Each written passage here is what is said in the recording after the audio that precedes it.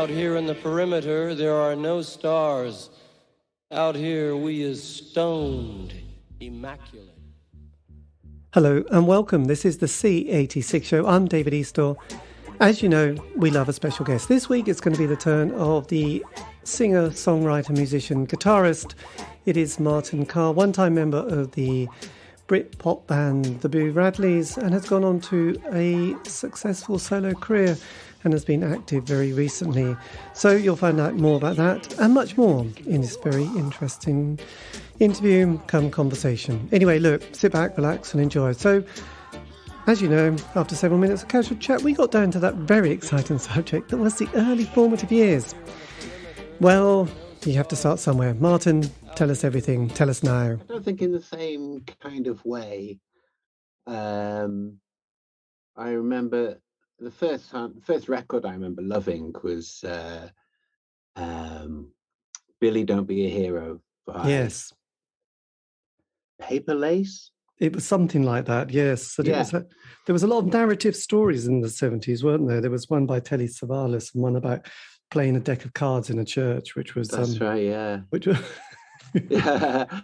And my dad was really into like Rod Stewart and ELO, and Bob Dylan was a big one for me when I first listened to him. I guess it was the Beatles the first time. Right. I fell in love with something. Yes. But in regards to something that was happening at the time, it was probably Jesus and Mary Chain. I would say the first thing that kind of felt like I connected with it, and it was modern and happening. It was very happening. Did you come from quite a musical family then? Were your parents at all? No. My mum was quite a bit older than my dad. She was just into Sinatra, and I got into Chet Baker because of my mum. Not because she listened to him, but because she used to listen to the kind of radio shows that he would be played on. But my dad had a lot of records. Right. Yes. Yeah. So but not musical, no. No. But was your dad Scottish? No, both my parents were from Manchester. Right. So that's where you grew up? No, I grew up in Scotland. Oh, no, actually, I grew up on the Wirral, New Brighton. Right. But my dad had moved up to work at the Dounreay power plant in the late 60s. That's where I was born. But we were only there for a couple of years. Yes. So kind of 84 then, you were like 16 then, weren't you? Yeah. 15, 16. And was this kind of your sort of the musical awakening, was this kind of period? No, it wasn't awakening because I felt incredibly lucky to be a kid from like 79 to 83. I thought it's just the peak of pop music.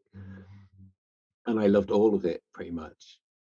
But then I it started getting a bit too clean cut and started looking elsewhere, I think. And, you start reading The Enemy.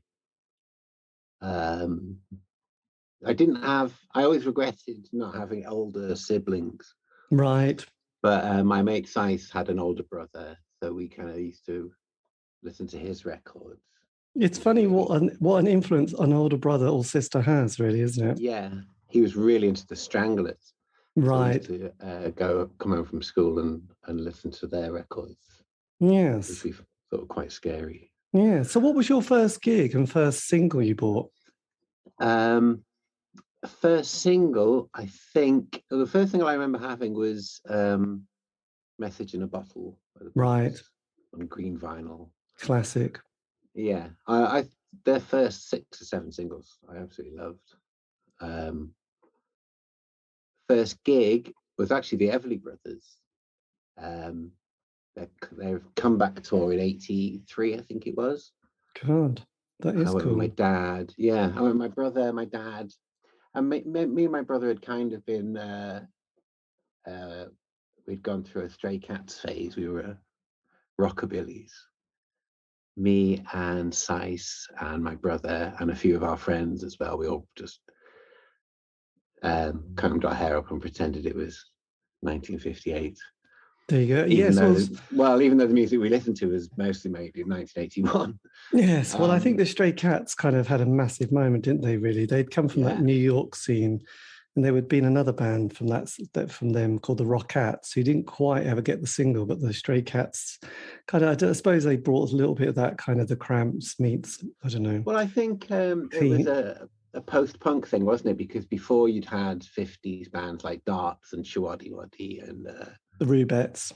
The Rubettes. God, they were great. I mean, the first live thing I saw actually was a stage show of Yakety Yak in Liverpool, and it was Darts with a band, and I think all the McGanns were in it. Yes. So that would actually have been before the Everly Brothers. But then the first pop gig I went to, the Thompson Twins. Yes. I had a really weird relationship with the Thompson Twins in that I kept on buying their records long after I stopped liking any of them. It was like an OCD thing. It's quite strange. And he's playing in Norwich this coming weekend, actually, on one of those kind of 80s Let's Rock events. Yeah, I saw, I've just been out on tour and I saw a couple of posters with him on. Yes. It's quite interesting because I did an interview with him. Can't remember his name now, which is embarrassing. Tom Bailey. And yes, he was part of that kind of going to, living in squats and going to Stonehenge in his kind of late 70s phase. And then the woman in it is now married to Jimmy Coulty, who was the KLF. And I was like, because I watched the KLF film at the weekend. Yeah. And then I had to do, you do that research. You just go Google and look at Wikipedia and went, oh, right, that's what's happened to members. Alana Curry was her name. Yes, that's right. Yeah. So yeah, because their first records were, there was like 7 or 8 of them, weren't they? And they looked quite crusty and a bit like the Human League, really. And then once they just got rid of a load of extra people and smartened up a bit, and it worked for them. Well, the 80s was a bit of a strange one because you did have quite a few different scenes. There was the kind of the early, I suppose, I don't know, there was the new romantic electronic scene that started to happen. There was also things like the new Paisley scene. And then you got that Trevor Horn production sound that suddenly, I suppose that's where the Thompson Twins suddenly had that kind of sound. I don't know. You listen to it now, it's their hits. It's so dated, isn't it? But it's kind of so clinical. Yeah. And some of it works. I think the Frankie Goes to Hollywood records still have power to them. Yes, but when you hear, I don't know, Tina Turner or Dire Straits or that kind of, and David Bowie's 80s albums after Let's Dance become a little bit like, oh, that's interesting. Well, it's just awful snare sound that everything has. Yeah. Even something like The Queen is Dead album. And I think that into when we started making records, that snare sound was still pretty big. It did. It makes a lot of those records unlistenable, those mid-80s records. I know, it's a bit disappointing, really, isn't it? But then, yes, because for me, the 83 to 87, the glory years of indie pop, really, it's when the Smiths appear, isn't it? And nothing is the same again, as I think. But then, for that period. So, but at that age, you were just sort of getting into, were you leaving school at 16 or were you going on to sixth form? Oh, no, I was leaving as soon as I could. I couldn't really afford to buy albums, so it's just purely singles. And I don't know, I don't think it was 85 or 86 that I started to buy indie singles by, like the Shaman and the Wedding Presents and the Brilliant Corners and the Bodines, people like that. My God, they are solid gold, aren't they? Yeah. All of them. There you go. Did you get the cassette? Did you go and buy the NMEs on a Wednesday and sort of... I did used to go and buy it. We didn't get it till Thursday up north, but it was one of the reasons I wanted to move to London so I could just get the papers a day early. If you got down to Lime Street Station early enough, you could get them on a Wednesday evening. I think. What was the I Liverpool realised it was. sound? What was the Liverpool scene like? Because most people, who were part of the 80s scene, I suppose, all went to Eric's, didn't they? It was the big thing, Eric's. But That was before my time, I think. But yeah. I didn't start going over to Liverpool till the late 80s, really, as we just moved over there. And there were two scenes. Well, there were three scenes. There was the normal club going out scene. And then there was us lot who just thought it was the 60s, 1980. What do we used to call it? 1980, 69. And then there was the bands like the Lars and the Real People, and who were kind of influenced by the 60s the same way that we were, but kind of just had a completely different vibe and a different style. Yes, this is true. When did you get a musical instrument? When did you think, right, I need to stop just buying singles, I need to get a guitar? Really early, like 12, 13, wait, it's Christmas 82. And me and my brother, I keep saying my brother because he's a twin brother, so we kind of did everything together. Me and him and Scythe got guitars, really cheap K guitars, and didn't play them for a few years. Didn't really. Well, first thing we did was we took him round to his house, and his brother wound every string up on all three guitars until they snapped. And that's Strangler's hands for you. And but yeah, I found it really difficult to play, really difficult. I found it quite difficult to learn anything. In school I was hopeless. I couldn't concentrate. And the same went for the guitar. So I kind of gave it up once I realized that it wasn't going to be easy. And I didn't start again until 86 or something. It was just kind of lying around, and I'd pick it up and put it down again. Yes. At that stage, were you still, had you sort of gone off into the wonderful world that was the working environment? Yeah, I had to go on schemes because I'd left school with nothing. So I had a couple of awful jobs where I didn't really understand what I was supposed to be doing. And yeah, awful. I kind of think that gave me the impetus in the end to really try hard to get the band somewhere. Yes, absolutely. I'd come home from work and I would spend a few hours just ringing venues, trying to get us support gigs. So how did the formation of the band sort of start? Well, it was me and Sice, and at school, well before we got instruments or anything, we decided we were going to be in a band. And we didn't really talk about what kind of music we were going to make until just before the first album, I don't think. We just wanted to be in a band. And there was nothing else to do in those days. So we just walked every night. We'd walk around the streets for hours on end, just kind of making plans. Yes. Not the kind of plans, but plans for after we got famous, nothing to do with how we were going to get there. Yes, well, absolutely. But it's good to dream, isn't it? And obviously at that stage, your first album comes out. Is this on Action Records, isn't it? That's right. Yeah. Yes. But did you find it a little bit of a strange time to be in a band, in the sense that, 87, as I always say, 87, the Smiths had broken up. Then there's this new wave of, 16 to 18-year-olds. Ecstasy comes along, there was all the kind of dance scene, everyone's getting very excited. And then the Orb, KLF. And then you had, 4AD with people like the Pixies and Throw Muses. And then Seattle as well. Did you feel a little bit like, where do we kind of shuffle into this little scene? Not until I think there were two key records for us.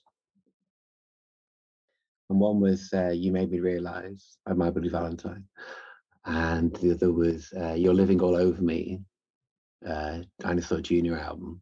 It's like 87, Yes. I think. I'd already had the first one because I really liked the first single.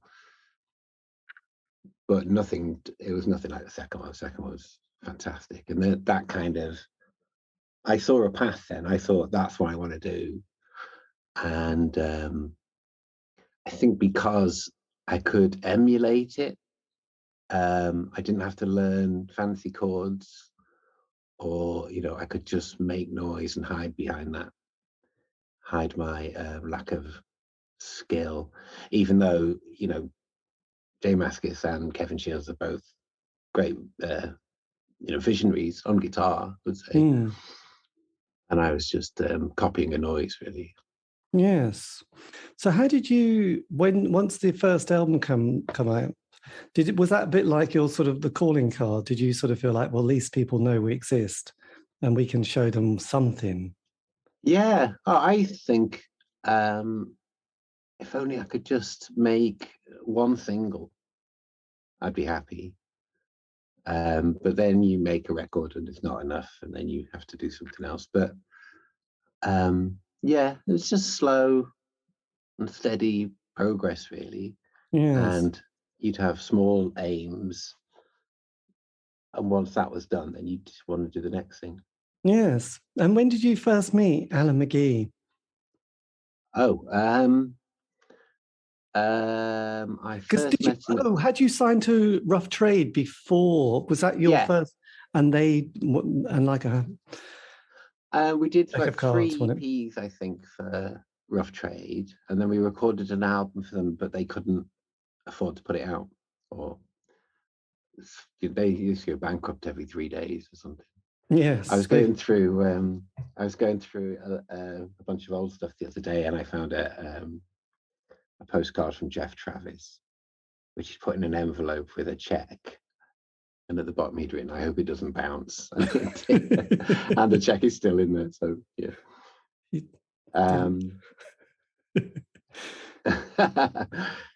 And so I think our manager at the time managed Slow Dive, so they got us to Creation that way. Yes. So what was the first time? Because by then, Creation Records in the 80s, they had some amazing kind of bands, roster of bands, and then they sort of did the My Bloody Valentine period, didn't they? As well. That was a label I wanted to be on. It was Where We Belonged. Yes. Interestingly enough, they also signed Sugar, which was Husker Du's Bob Mould, who did his kind of first solo album, didn't he, or two, as Bob Mould, and then came out with Sugar, which were just enormous. And that was a great deal they did, actually. Yes. Yeah, we did.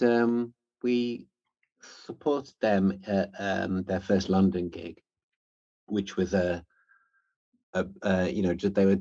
were seeing what we were like, so because they were talking about taking us on tour to the States, which we did. The first tour that we did in the States was 6 weeks on the first US Sugar tour, which was quite a learning curve. Yes, I would imagine Bob's quite intense. Yeah, we weren't really supposed to hang out with him because he wasn't drinking, and we were drinking a lot, and we were told to, but he warmed up like halfway through. He was a really nice guy. Not like, you listen to his records, especially those 2 solo records, Black Sheets of Rain and Warehouse Workbook. Workbook, yeah. He was a nice guy. The only problem we had was that they wouldn't let us sound check. They would sound check, and then they would play like Who songs until the doors opened, and then we were allowed to go on, set up and play. I don't know if it was some kind of test. That's slightly mean, isn't it? It's interesting because I tried to get an interview with the drummer. He'd been in one of those very cultish bands, and I'd interviewed a few of the other members, and I thought, that'd be interesting to hear about what he did in that band, which I can't remember. I think they're from Boston. Is it? Malcolm is the drummer. He was Boston. Yeah, and it was one of those. guitar. Sorry, it was a bass player who'd been in Mission of Burma. Yeah, it wasn't Mission of Burma, but it was one of those ones that they were a really flamboyant band, which I Right. will. But then when I was trying to get this interview sorted out with him, he then said, "I do not want to mention anything to do with sugar," and I was like, "Okay." Oh. Right. Those moments do happen. I've never done the interview with him either. It was like it all felt a little bit like, oh, okay, I'm sorry. I didn't, I wasn't looking for the gossip, but he was obviously. Oh, he was in a band called the Human Sexual Response. Oh, wow. Which was, and they'd had a few good singles, and they were quite a flamboyant outfit with some flamboyant members, and they were quite a nice ones. But I just noticed his name, and then I've noticed that he was in Sugar. I thought, oh, that's good, always quite enjoyable to get. But yeah, he kind of the conversation was like when some artists say, I don't want to mention that period of my life, it's like, okay, that was only 30 years ago, still hanging in there. Yeah. Yes. But so how was the creation experience? Because this is when things start to really move well, don't they? Yeah, I preferred the early stuff when we were on there, that we were kind of just left alone to do what we wanted to do, which was Giant Steps. And then they were, they let us do a double album, and it was great. And so it was after that they did the Sony deal, and everything started to get a bit more organized. Yes, it's pretty. Wasn't really our style. Was it an intense? Because having done this kind of show for quite a few years, most bands have that 5-year narrative. The 1-year honeymoon, John Peel, play, John Peel session, first album, and then intense kind of period, and then it's all like by the third album, things are starting to really. It's a bit like everything's kind of tense, quite Yeah, emotions are high. Yeah, McGee was never really a fan of the band, so it was kind of tense in that way. I mean, I wish that we'd got off the label after Giant Steps, but I don't know. I had some great friends there, so I used to enjoy going into I probably went in a bit too much because I had nothing else to do. Going into the offices. But they kind of let us make the records that we were going to make. They weren't always happy with them afterwards. But. Yes. But what was that? Because we're talking the John Major years, Shine. Remember those Shine compilations? Everybody was getting very excitable and slightly complacent when you think about it, socially and politically and culturally. Did you feel a little bit like you were on some sort of zeitgeist, that everything you touched was kind of turning to gold? Because your first album, Everything's All Right, was 55, then Giant Steps, 17, and then you come out with Wake Up, which was like, wow. Yeah, did it I think.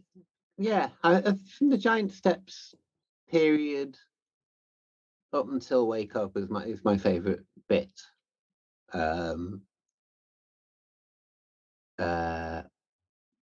I did feel like there were so many possibilities for us, and so many places that we could take the band, because we weren't really anything. We were just we didn't feel like we were part of anything at that point. And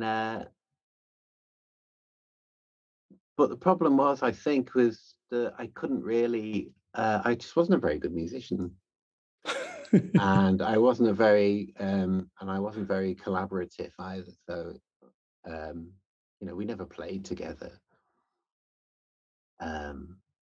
because I would just get frustrated and bored quite easily. So it was just me kind of writing songs and sending them cassettes, and so everything was limited by that. Yes. So I couldn't really. And I was just listening to. I started listening to hip hop in the late 80s, and kind of by that point, 94, it was pretty much all I was listening to. I wasn't really interested in bands in the same way. But I didn't know how to make that kind of music. I didn't know how to Right. make the music that I wanted to make, which wasn't necessarily hip hop, but I just felt a bit restricted by what we were doing.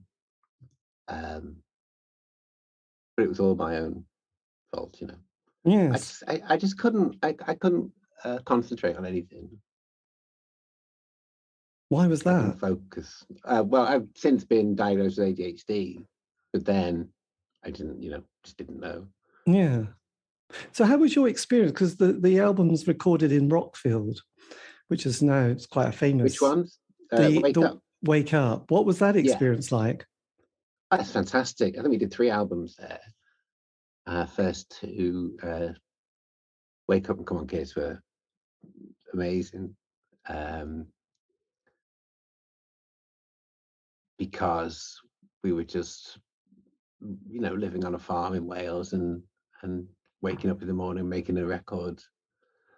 It's fantastic. It's just what you dream of doing when you're a kid. And Were you able to sort of go with a kind of a blank sheet and sort of create quite quickly? no, everything was demoed beforehand because I couldn't really improvise that well. So, and I think the others kind of resent it. I think they resent it now because I've read them talking about it.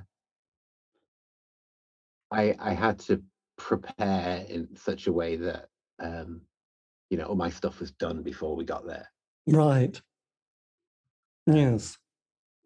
And I guess, I mean, God, I haven't heard it, but what was how did the famous single come together so seamlessly? Was it one of those ones that you just knocked it up in 10 minutes? No, that when we'd already recorded it before we did the album. We recorded it somewhere else as just a one-off single. I'd written it in Preston, where I was living, and straight away it was. As soon as the first thing I wrote was the chorus bit, and straight away right, this could be something. And we recorded it, and it was too fast. It was faster, can you believe, than it is now, and in a higher key. So it sounds like Sice is like suffocating on a racing car. And the drumming's different. So it is quite different. It's the same song, but the same arrangement, but just the way it's done is different. Yes. And enough people said it to us for us. Okay, well, we'll have another crack at that. So we did that with the rest of the album at Rockfield, and yeah, it's all about the bass and the drums. That one, we made sure they were. Who were you working with on the production or producer front? Me and Tim used to produce the records. Tim, the bass player. Right. We had an engineer that we always used, but it's me and him that did the producing. Yes. Producers scared us because we got told that, get a producer, they will make you play through the song until you get it right. And no. Yes. And at this point, was it quite I mean, obviously dealing with a certain amount of kind of fame and notoriety and sort of, TV appearances, how did that kind of affect you at this stage? I didn't care as long as I had a drink. I was all right, which was a problem in itself. But I was just so happy not to have to go and work in an office anymore. Yes. That it was all great for me. A lot of it is boring, but there's a lot of waiting around. Hurry up and Yes. wait. Hurry up and wait, we used to call it. But I was just so grateful that I was kind of up for anything. then, I mean, how do you sort of, with that kind of success, coming back and then not coming back because you didn't go away, but how did you then sort of regroup and sort of want to follow that up? Because obviously everyone's probably thinking, gee, that was good. Now we can really capitalize on this. Yeah, but not in the. We didn't just want to go in and make the same record again. And the only thing I think we decided was that we didn't want to use any extra musicians. So there's going to be no strings or horns on the next one. And I did kind of improve a bit with my guitar playing, just because I had to, really, because it was only going to be the four of us. And those two albums are kind of the same album for me. I know they sound different, but I wrote them in the same room, and it was all quite. Everything was flowing nicely. Yes. I was living in Preston, so there wasn't too many distractions.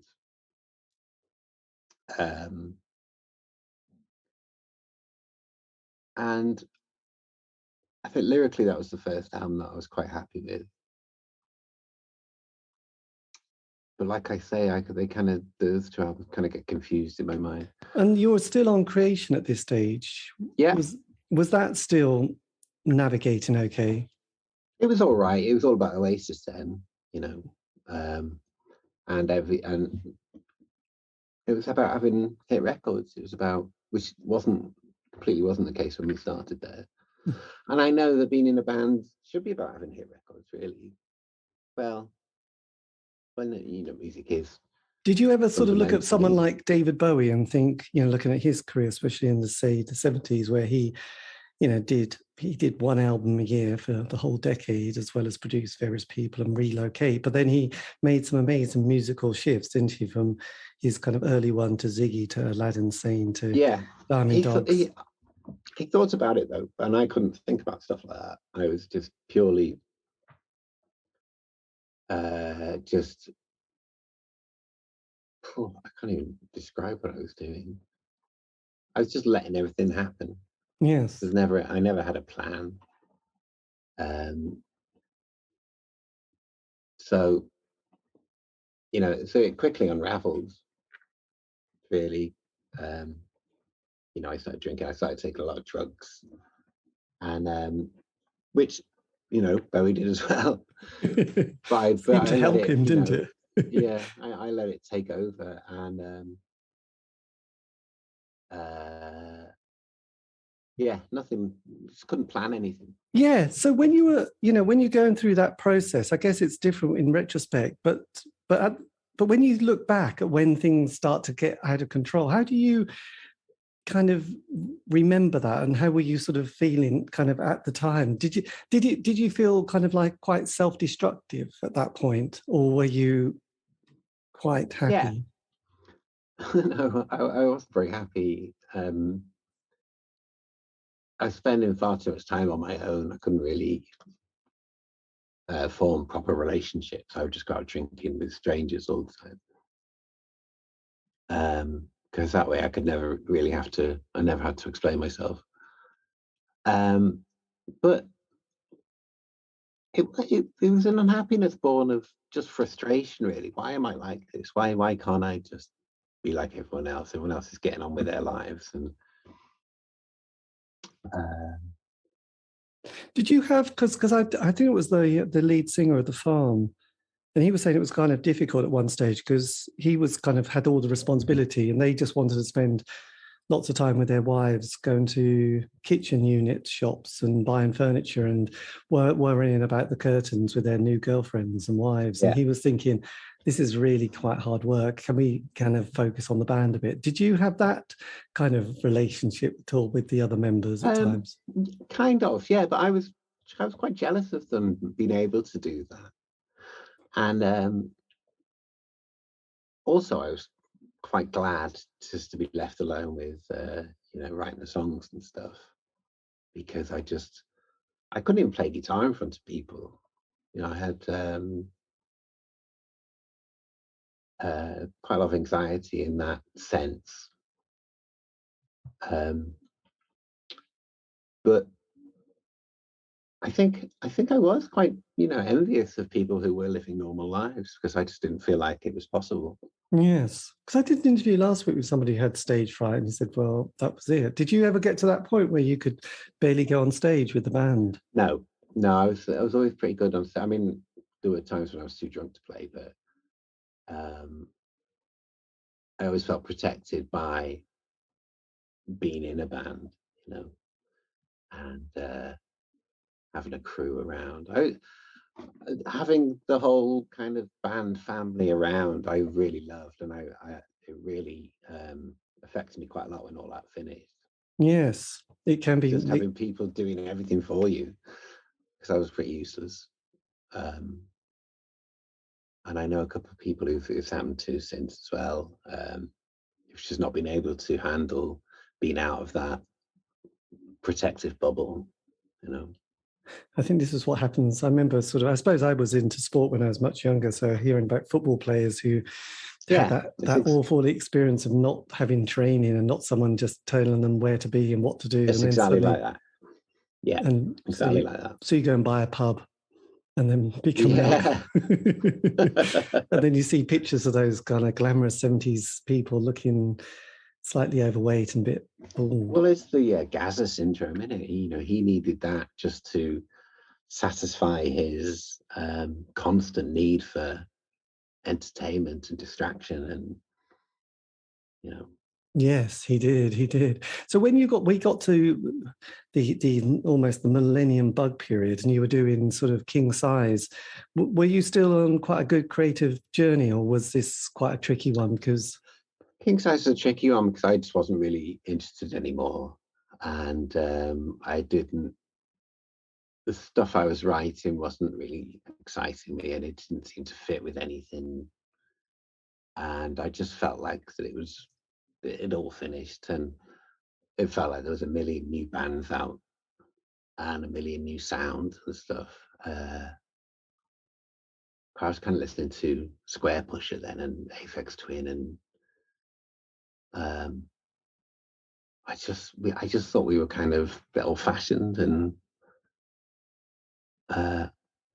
turning into just like a traditional kind of band, which might not even been a bad thing, but for me it was it just didn't interest me at all. Yes. When we went into the studio, we were not getting on at all, and we spent more money on that album than we did on all the others put together, because we used so many studios and it took so long, because we just couldn't agree on a lot of stuff, and I was run out of ideas. And what was your manager thinking at that stage? He distanced himself. It just all fell apart. He kind of started sending some, young guy instead of himself, we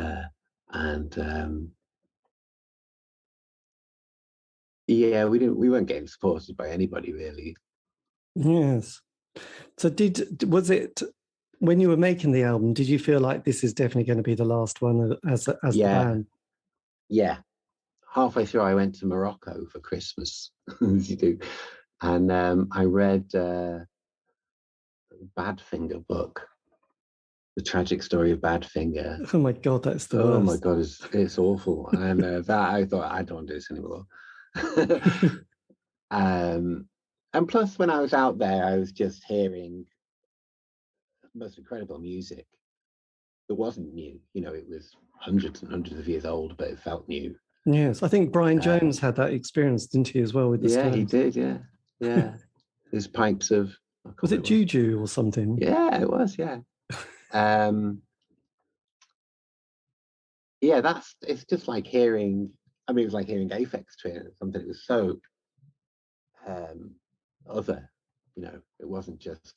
I can remember John Peel playing this amazing song by a band, I think they have North African meets Berlin, called Dissident, and it was just like the album was called Electric Sahara, and it was just stunning. It was just like, I used to love the John Peel show, because he would just throw these kind of amazing I don't know, different bands in and different sounds, and you just went. It was an education, wasn't it? The Peel show. Yeah. It was I think his voice pretty good as well. Yes. I like listening to his show. So that was quite good. So did you have a moment as a band in '99 where you sat down, like, to quote Jim Morrison, "This is the end"? I can't remember how it was. I mean, Sice had been unhappy for quite a long time, and I couldn't really understand why he was carrying on. So when I mentioned it to him that I wanted to quit, he was straight away, fine, let's do it.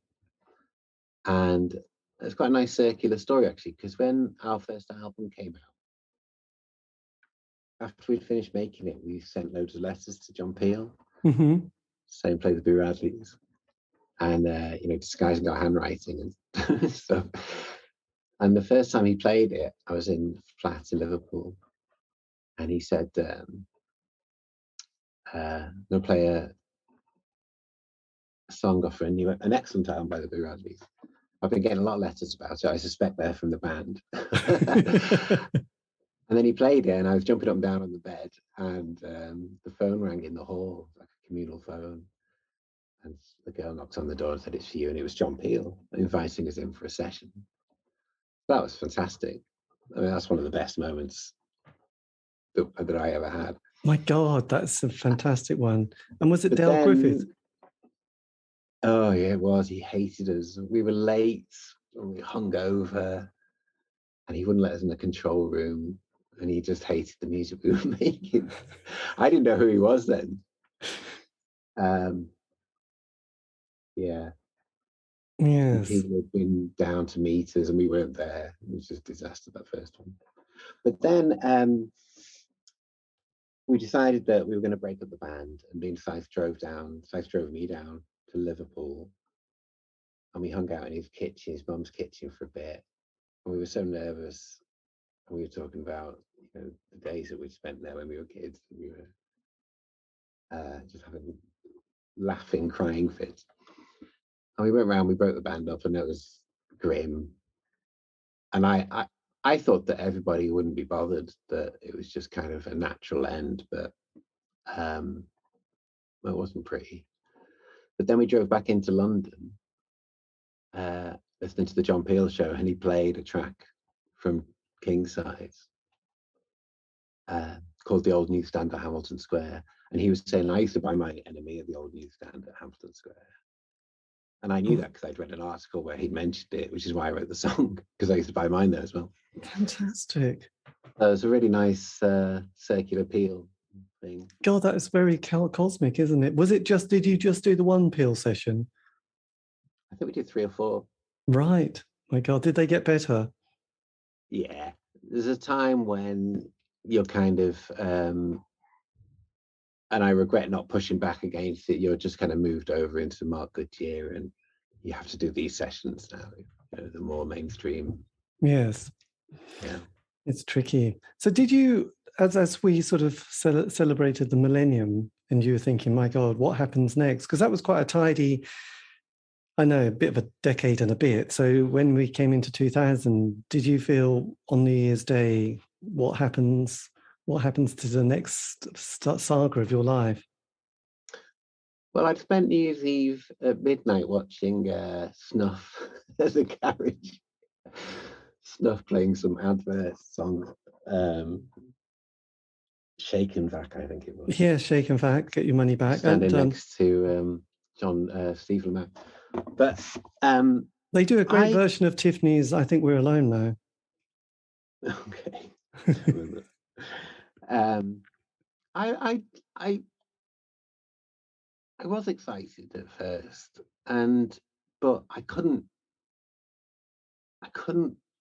really work out what I wanted to do, and I was telling the guys who were looking after me then that I just wanted to meet up with producers and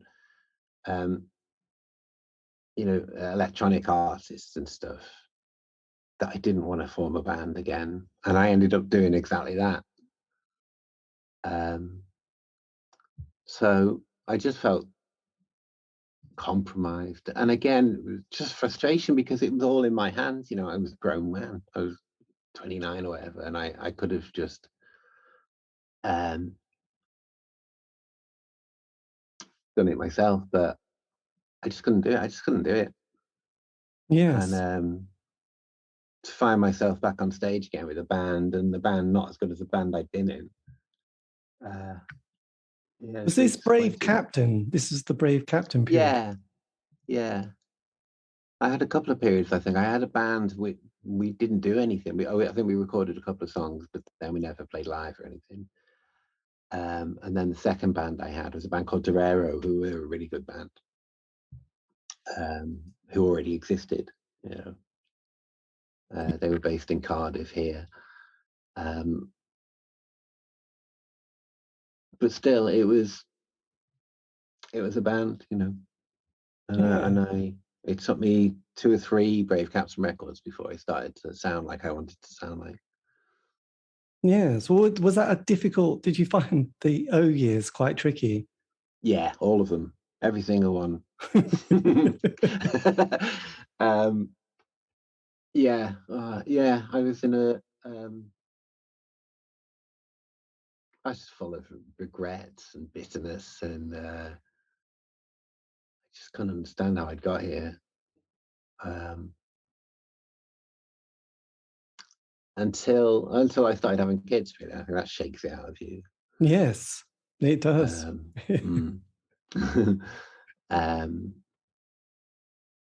Yeah, but I mean, I made quite a lot of music, but I didn't.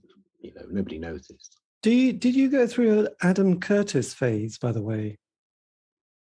Who is the filmmaker, the documentary? Because you do an album called "All Watched Over by Machines of Love and Grace," and I thought, oh, Adam Curtis. Well, that was sometime before that, yeah. But it's the title of a Richard Brautigan poem. Yes.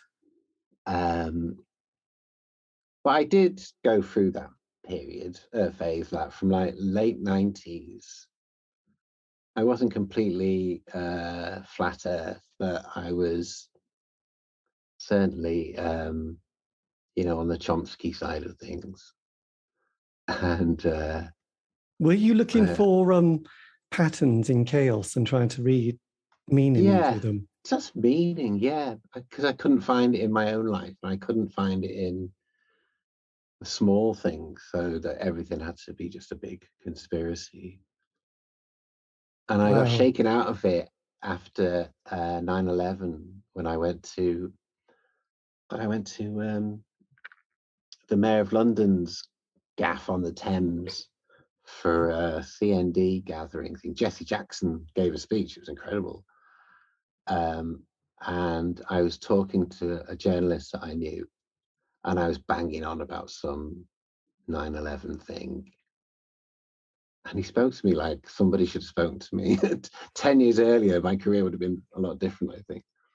Just snapped me out of it, you know. Wow. Yeah. I won't say it was, but yeah.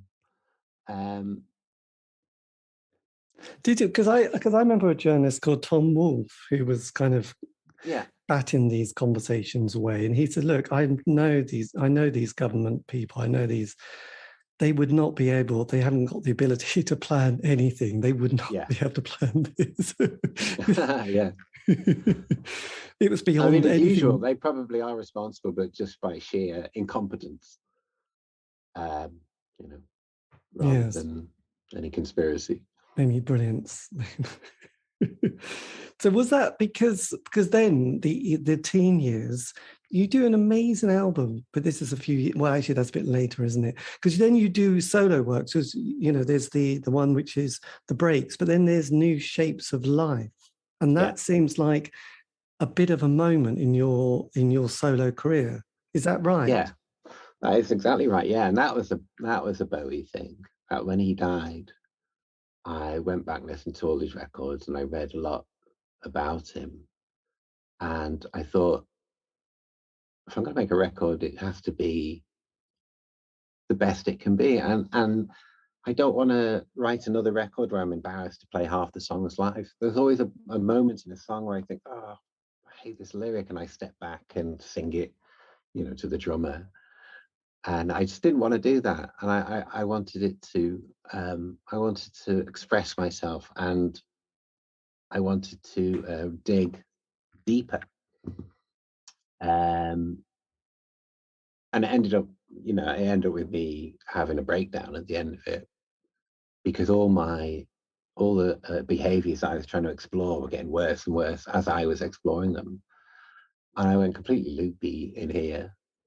But it's great because then I got help, and I got medication, and I started to feel better than I've ever felt since then. And I feel much more focused and in the moment, and I don't ruminate and regret anything like I did before. And I can plan.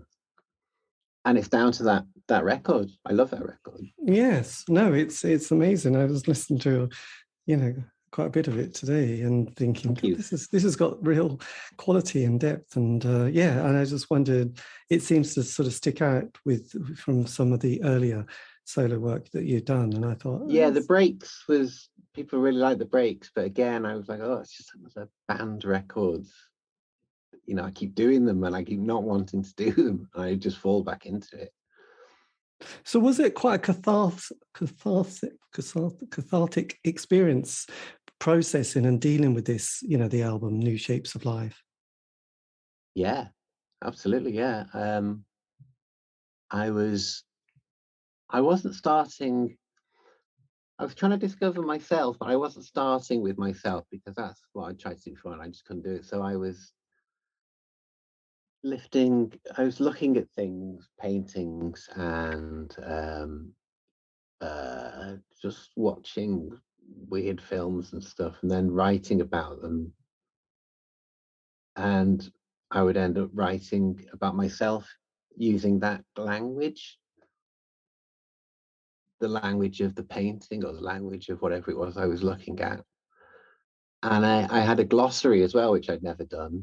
I had mirrors, and I had the van. They all kind of was symbolic. I'd never done anything like that. It was a complete Bowie thing. Yes. I really did just try and take on all the things he'd done. Were you doing cut-ups? Not trying to sound like him. Yeah, I had tried cut-ups before, and I did it for this album. And it's weird because you think that you've done the cut-up method, but then you go back a little later and check, and you haven't really used an awful lot of it. But it's very good for just unlocking. It's a very good process. It's like yoga or exercise, breathing techniques. It's just something that puts you into a creative space. Yes, absolutely. And did this kind of have a shift in both kind of not just medication, but sort of diet, exercise, kind of mindfulness, meditation, anything like that? Yeah, I do struggle to keep it up, but I'm always doing something. Yes. God. But it's really easy to just knock me off track.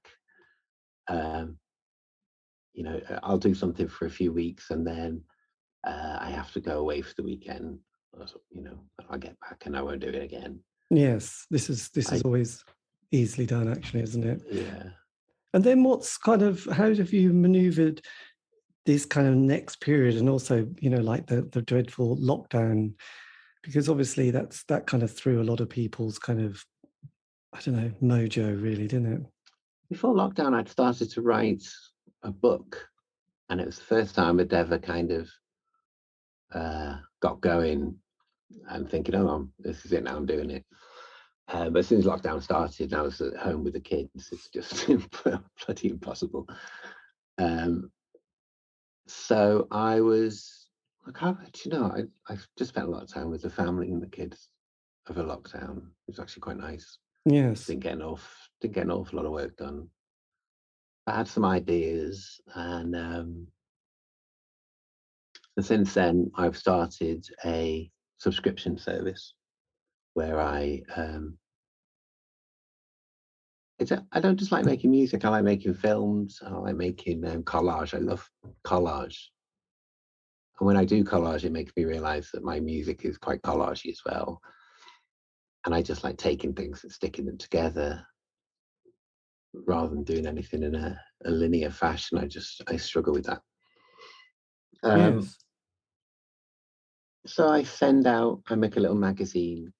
I've done 2 now, called New Shapes. And it's just got stories and illustrations in photographs and stuff.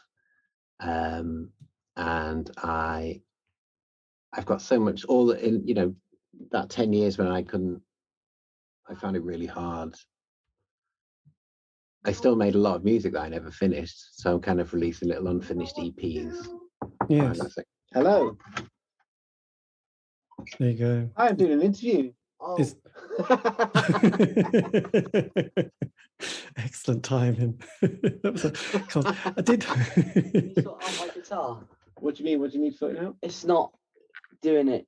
Like, it's been all weird, the sound card. All right, I'll be down. I'll just finish this and I'll be down. Okay. Okay. Because it's not. It's plugged in and everything, but it's not like. All right. Yeah. Yeah. That sounds technical, but yeah. So did you also? Because you also did this collaboration with David Quantek, wasn't it? Oh yeah, the film. Yeah. Yes. Well, that was quite a while ago now. That was 2012, I think. And he'd sent me a book of short stories about music. Like, it was like a science fiction book, but it was about music. And he said, read the last story, and it was called Snodgrass, and it was about John Lennon if he'd left the Beatles in '62. So it wasn't one of those, what if John was still alive now? Mm-hmm. It was, he'd left the Beatles in '62, and this was catching up with him in 1990.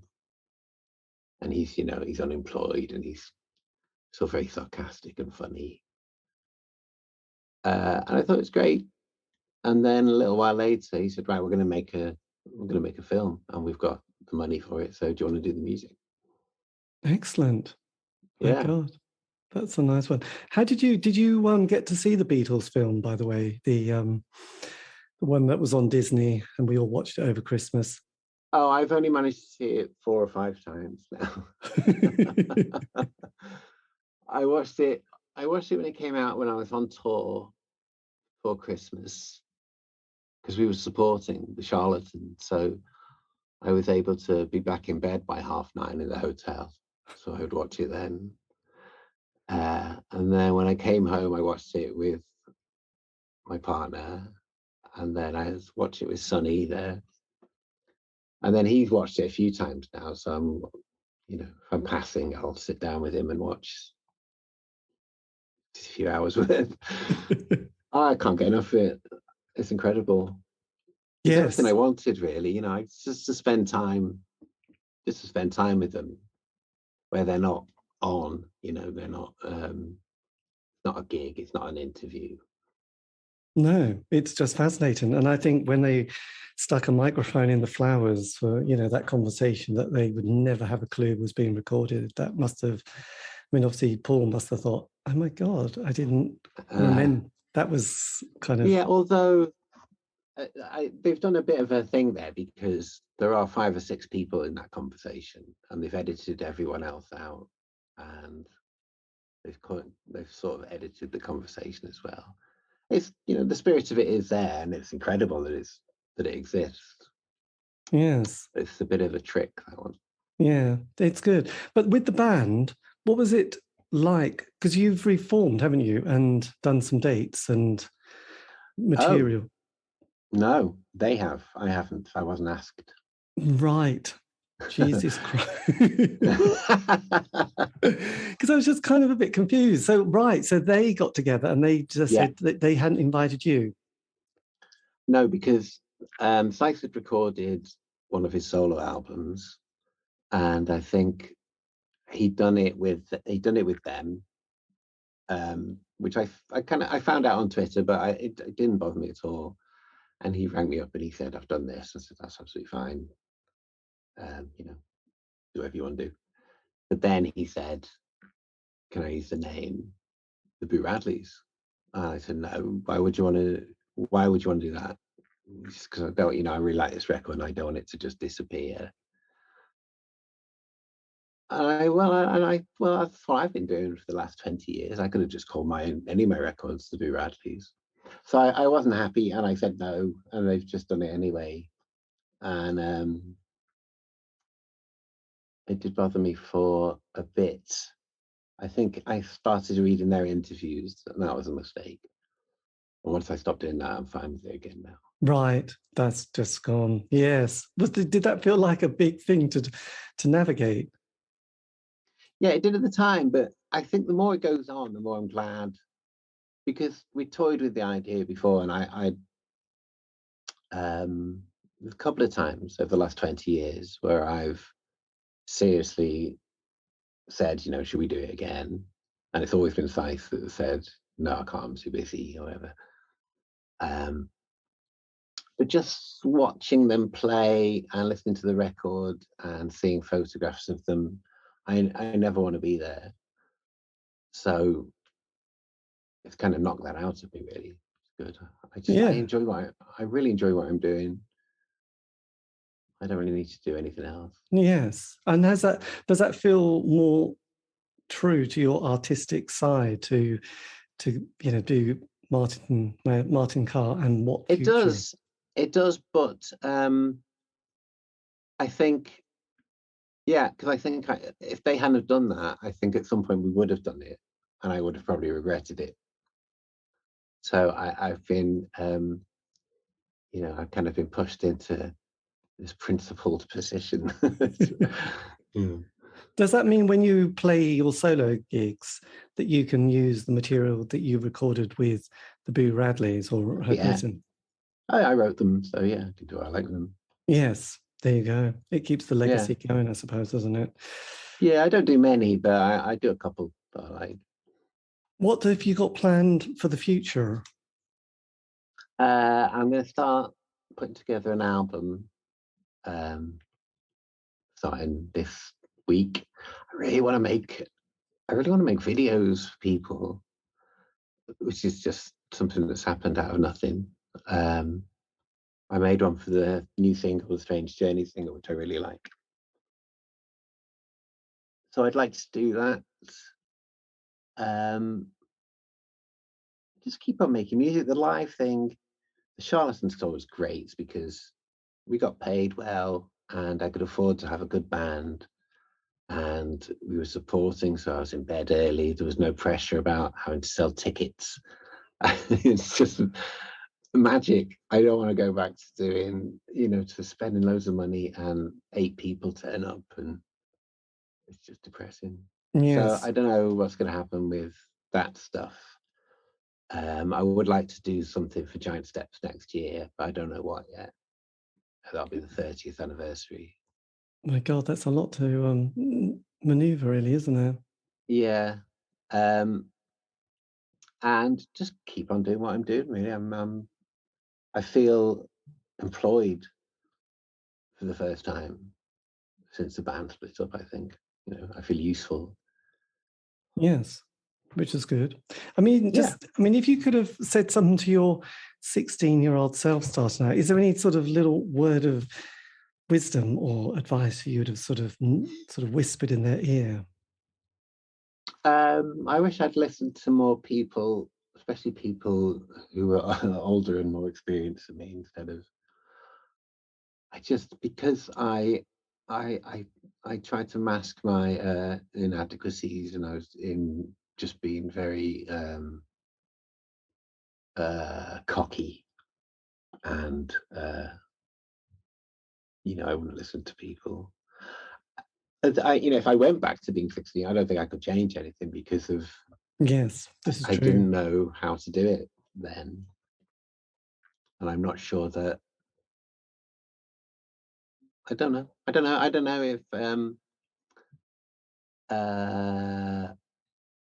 I would certainly try, and because I wasn't really interested. You mentioned before about in the late 80s, everyone was getting into going to raves and into acid house stuff. I didn't actually like any of the music, and I wasn't very good at, around lots of people.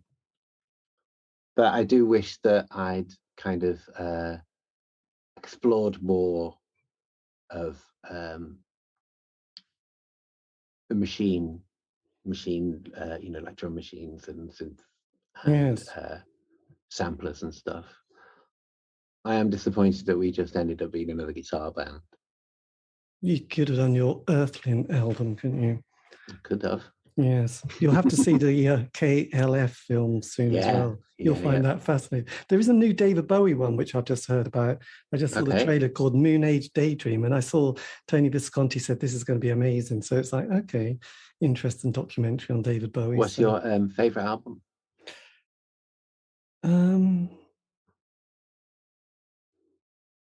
I think, God, that's a tricky one, isn't it? I've got a lot of fond memories of different periods. I mean, it does. I mean, I did, I really love, Ziggy Stardust. I love Diamond Dogs. I love, Young Americans. I can remember being obsessed with that for quite a few years. I remember my brother, when he first got a Mini, he had an 8-track and he had the Low album that we played all the time in it, which I just thought was great. And I really liked, actually, Heathen and Reality as well. I thought they were totally two incredible albums. And I love the first 3 tracks on Let's Dance, and I quite liked some of the Tin Machine stuff. There was some of the stuff that he did in the 90s I wasn't so kind of amazed by. But, I've always been kind of very kind of amazed with Bowie, really. He's just been one of those characters that's, he's always been there, and he's kind of, this kind of thing about David Bowie just seems to grow and grow, which is quite strange, really. So that's amazing. So what about yourself? Oh, I like Hunky Dory, and I like I really like Low, but I think Hunky Dory's it's just the piano on it. I just was it Mike Garson or Rick Wakeman? I think Rick Wakeman done a few of them. I think a lot of it is Bowie himself. Yes. The Rick Wakeman plays on.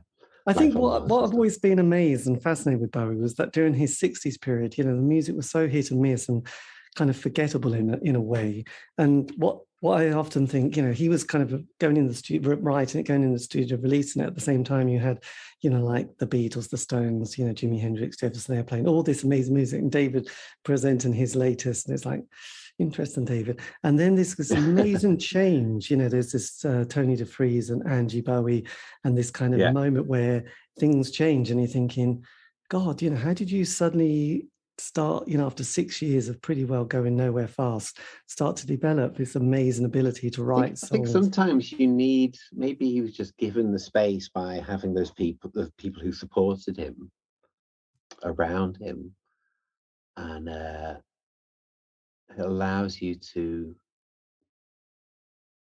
Because I remember when I think about Wake Up and those records, it's I just felt like completely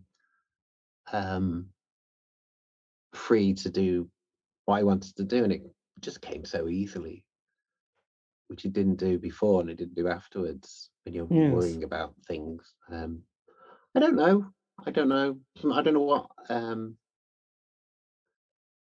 occasionally you just unlock. I think and Bowie, and you have to look for it as well, because Bowie, he ended up doing Black Star. It's not like you have your Imperial phase and then it can never come back again.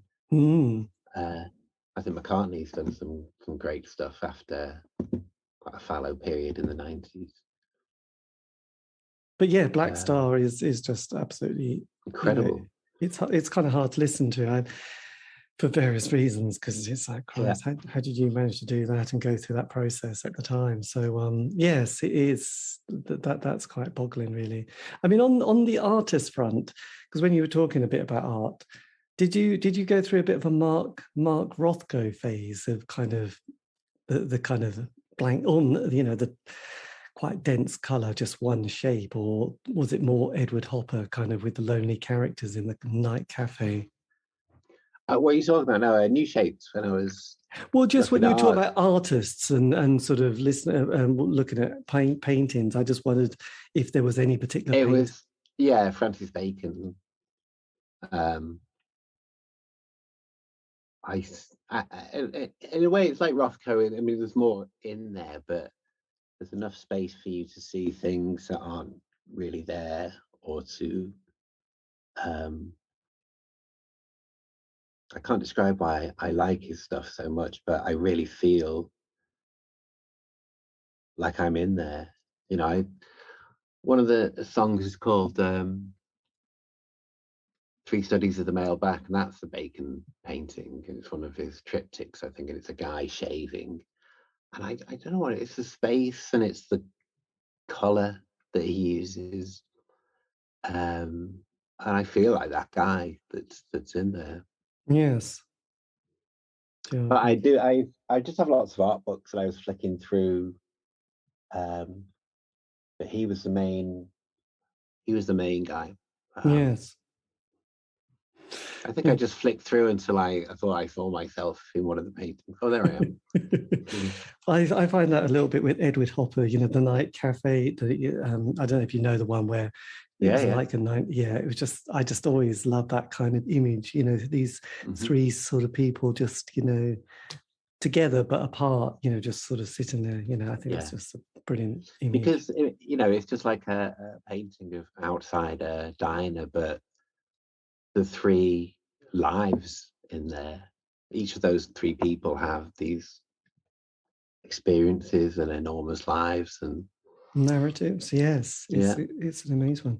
But look, thank you ever so much for this, Martin. This has been amazing. Thank you. And if you want, I can always send you the link, and then you can always put it on your social media platform sites. Oh, thank you. Yeah, okay. That would be fantastic. But thank you ever so much for the time. And yes, and also, you know, I love that solo album so much. So yes, that's kind of been a real highlight, actually, listening to that. I'll do another one then. Do another. That would be great. Anyway, look, take care of yourself, and hopefully And you, man. See you around. Anyway, take care. Thank you, Martin. Cheers. Good luck. Cheers. You too. Bye-bye. And that, dear listener, is the end of the interview.